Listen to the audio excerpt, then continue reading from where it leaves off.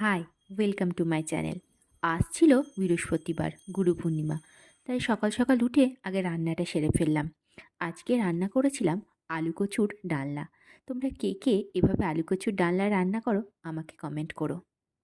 আমি আলু আর কচুটাকে প্রথমে ভালো করে সিদ্ধ করে নিই। তারপর কড়াইয়ে কালো জিরে কাঁচা লঙ্কা ফোড়ন দিয়ে সামান্য হলুদ লবণ দিয়ে সেদ্ধ করে রাখা কচু আর আলুটা দিয়ে দিই। তারপর ভালো করে নাড়াচাড়া করে সামান্য চিনি ও লঙ্কা গুঁড়ো দিয়ে একটু গরম জল দিই। তারপর একটু ফুটে উঠলে গরম মশলা গুঁড়ো দিয়ে আমি নামিয়ে নিই। সমস্ত রান্নাবান্না সেরে আমি ওকে খেতে দিলাম। ও খাওয়া দাওয়া করে অফিস বেরিয়ে গেল। তারপর আমি স্নান করে রেডি হয়ে ঘরে এলাম।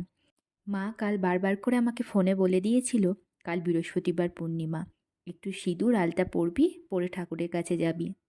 সেই মতো আলতা পরে ছাদে গেলাম। ছাদে আমার গাছে কিছু ফুল ফুটেছিল, সেগুলোই তুলে নিয়ে এলাম।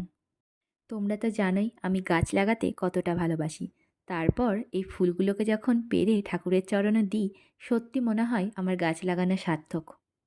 আজ ফুল, বেলপাতা, দুব্ব সবই কেনা হয়েছিল, কিন্তু নিজের গাছের ফুল একটু না তুললে হয়? ছাদ থেকে সমস্ত ফুল তুলে নিচে নেমে এলাম। তারপর ঘরে একটু আলপনা দিলাম। জানি খুব একটা ভালো আলপনা দিতে পারি না, কিন্তু চেষ্টা করতে তো ক্ষতি নেই। এই করতে করতেই একদিন ঠিক সুন্দর করে শিখে যাব। আজকের দিনে অনেকের বাড়িতে অনেক রকম পুজোর নিয়ম আছে। অনেকে সারাদিন নির্জলা উপোস থেকে সন্ধেবেলায় ফল প্রসাদ গ্রহণ করে। আবার অনেকে ময়দার তৈরি লুচি, পরোটা, রুটি এসব খায়, অন্ন খায় না। আমাদের এই দুটো নিয়মের কোনোটাই নাই। তাই নিজের গাছের ফুল দিয়ে ঠাকুরকে মন ভরে সাজালাম।